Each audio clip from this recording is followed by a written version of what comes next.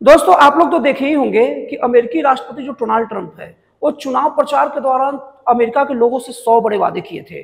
और दोस्तों इन 100 वादों में एक प्रमुख वादा ये भी था कि जब वो चुनाव जीत जाएंगे तो अमेरिका के लोगों को अवैध घुसपैठ से निजात दिलाएंगे।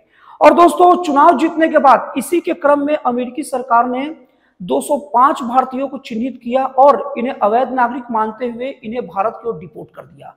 दोस्तों इनका डिपोर्टेशन C-70 नामक विमान से हुआ और ये अमृतसर की धरती पर लैंड किए। दोस्तों मैं आप लोगों को एक चीज बता दूं कि अभी तक के अमेरिकी इतिहास में ये सबसे बड़ा निर्वासन है। दोस्तों आप लोगों को बता दूं कि अमेरिकी राष्ट्रपति जब से शपथ लिए हैं तब से उन पुलिस और सेना सबकी मदद से अलग अलग जगहों पर छापा मारा जा रहा है, धरपकड़ किया जा रहा है और ऐसा अनुमान है कि 15 लाख लोगों को अमेरिकी राष्ट्रपति डोनाल्ड ट्रंप के ऑफिस से आइडेंटिफाई कर दिया जा चुका है। और दोस्तों इसमें 18,000 भारत से हैं। अब दोस्तों इसमें एक और चौंकाने वाली बात है, सोचने वाली बात यह है कि भारत सरकार की तरफ से बार बार ये बयान आ रहा है कि हम अमेरिकी राष्ट्रपति के फैसले का स्वागत करते हैं और उनके साथ हैं। वो अवैध नागरिकों को बताएं अगर भारत से गए हैं तो हम अपने नागरिकों को वापस बुलाएंगे। अब दोस्तों बात यही फंसा हुआ है कि भारत इस चीज का विरोध क्यों नहीं कर रहा, भारत अमेरिकी राष्ट्रपति को क्यों नहीं मैसेज दे रहा है कि आप वो नागरिकों को रख लीजिए, कोई अगर 19 दिन प्रक्रिया है तो पूरा करके रख लीजिए। दोस्तों इस वीडियो में बहुत अच्छे से जानेंगे और वीडियो देखते रहिए, आपके बड़े काम का चीज ये वीडियो आपके लिए साबित होगा। दोस्तों सबसे पहले हम लोग ये जान लेते हैं कि अवैध नागरिकों के क्राइटेरिया अमेरिकी सरकार द्वारा क्या है, उसके बाद हम लोग आगे बात इस मामले में करेंगे। अब दोस्तों हम लोग ये सबसे पहले जान लेते हैं कि ऐसा कौन कौन सा क्राइटेरिया होता है जिसके तहत अमेरिकी सरकार तय करती है कि कोई नागरिक अवैध है या वैध रूप से रह रहा है।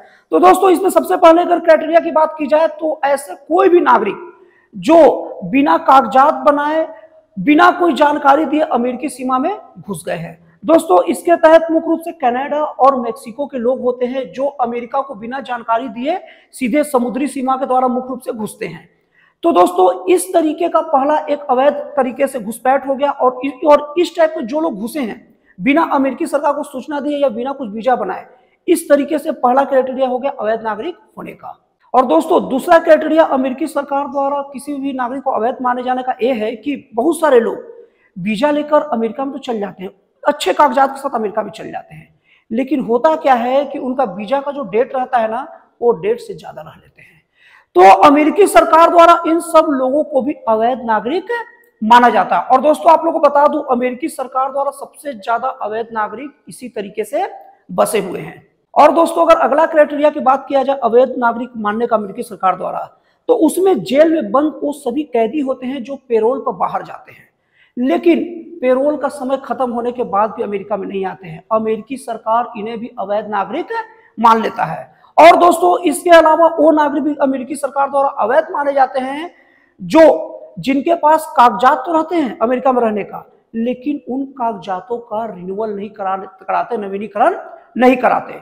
तो दोस्तों इन सब क्राइटेरिया को मानते हुए जो जो एक क्राइटेरिया में आते हैं उनके तहत अमेरिकी सरकार उन्हें अवैध नागरिक घोषित करता है और अभी उन्हीं को देश से बाहर निकालने के लिए पूरा घनघोर रूप से ये बात देश में चल रही है। तो दोस्तों अभी मैं थोड़ा देर पहले आप लोगों को बता रहा था कि भारत सरकार द्वारा इस पक्ष का विरोध क्यों नहीं किया जा रहा, भारत सरकार की तरफ से क्यों ऐसे बयान आ रहे हैं कि हम अपने नागरिकों को वापस बुला रहे हैं, हम आपके साथ में। दोस्तों भारत सरकार का यहाँ पर इसका बहुत दूरगामी कारण है। दोस्तों ये बात अमेरिका तो अभी समझ रहा है, भारत सालों से ये बात आवाज उठा रहा है। लेकिन दोस्तों कहा जाता है दोस्तों कि जब कोई व्यक्ति या कोई देश कमजोर हालत में होता है, उसकी ज्यादा साख नहीं होती, तो उसको हर परेशानी को केवल और केवल चिल्लाहट समझ लिया जाता है। दोस्तों भारत के साथ यही समस्या है। भारत कब से अवैध नागरिकता से परेशान है, चिल्ला रहा था वर्ल्ड में, लेकिन उसकी बात को कोई नहीं सुन रहा था। जो अवैध नागरिक घुस गए विदेशों द्वारा कह दिया जा रहा था, यूएन में बैठे देशों द्वारा, अरे क्या हो गया, वो नागरिक ही तो है, मानवीय मूल्यों को समझो, ये समझो, सब चीज समझो। लेकिन जब ताकतवर या बड़े देश के ऊपर जब कोई मुसीबत आती है ना दोस्तों, तो वो सचमुच नियम कानून का तोड़ना हो जाता है। तो दोस्तों भारत सदियों से चिल्ला रहा है कि हमारे देश में अवैध नागरिक रह रहे हैं, रग रहे हैं, लेकिन कोई उनकी बातों पर ध्यान नहीं दे रहा है। लेकिन अब अमेरिका जब अवैध नागरिक का मुद्दा उठा रहा तो भारत इसके साथ में इसलिए है क्योंकि भारत के पास यहां तो बस 18,000 नागरिक मिले हैं। भारत के पास लाखों से लेकर करोड़ों तक के संख्या में अवैध घुसपैठिए भरे हुए हैं और भारत सरकार इन्हें भगाना चाह रहा है। और लेकिन जब भी भगाने की बात करता है तो यही अमेरिका जिसका नेतृत्व करता है, यही सब देश वहां आकर हल्ला करते हैं। कैसे भगा दोगे? मानवता है कि नहीं? बेचारे आए हैं तो खाएंगे क्या, पिएंगे क्या, और जाएंगे कहां? आप ऐसे डिसीजन नहीं ले सकते। ये सब विरोध करते हैं, जिसका नेतृत्व अमेरिका ही है, यूएनओ का। लेकिन भारत जब अमेरिका का सपोर्ट कर रहा है तो कुछ समय बाद, कल के डेट में, जब भारत उन नागरिकों को बाहर भगाएगा तो अमेरिका किस मुंह से बोलेगा कि आप बंद कर रहे हैं?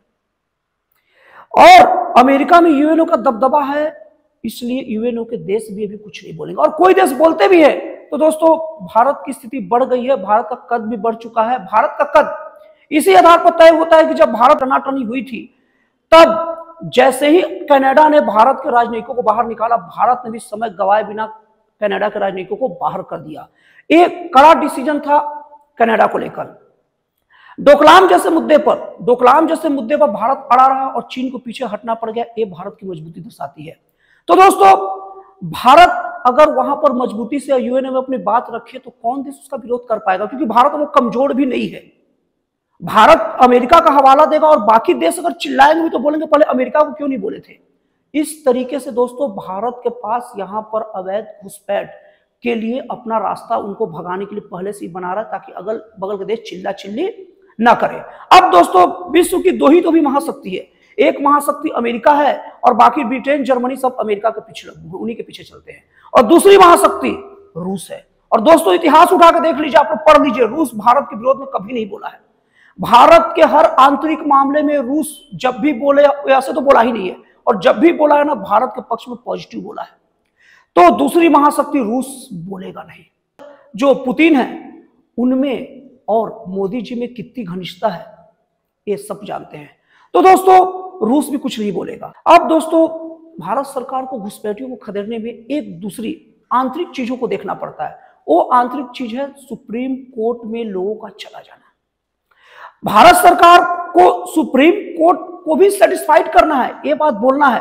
लेकिन दोस्तों सुप्रीम कोर्ट ने उसके बोलने के पहले उसका धर्म संकट ये चीज को दूर कर दिया। दोस्तों जैसे ही अमेरिका ने डिपोर्ट किया 205 नागरिकों को वहां से, वैसे ही सुप्रीम कोर्ट एक सवाल पूछने के लहजे में, एक आलोचना के लहजे में इसे भारत सरकार और असम की सरकार को साफ साफ बोला कि आप लोग अवैध नागरिकों का कर क्या रहे हो भाई।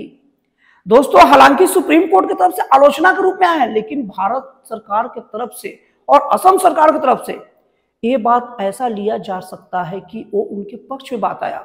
इंटरनेशनल मैटर को हटा ही दिए हैं और अंदरूनी मामला जो भारत सरकार को सोचना पड़ता, वो मामला भी सुप्रीम कोर्ट हरी झंडी दिखा दिया गया है। हालांकि असम की सरकार द्वारा यह बात कहा गया कि हम जो लोग कैद हैं, जो भी अवैध नागरिक, उनको उनके देश भेजने के लिए तैयार तो है, लेकिन उनका पता ही हमारे पास नहीं है, तो कैसे भेजे? बात भी सही है।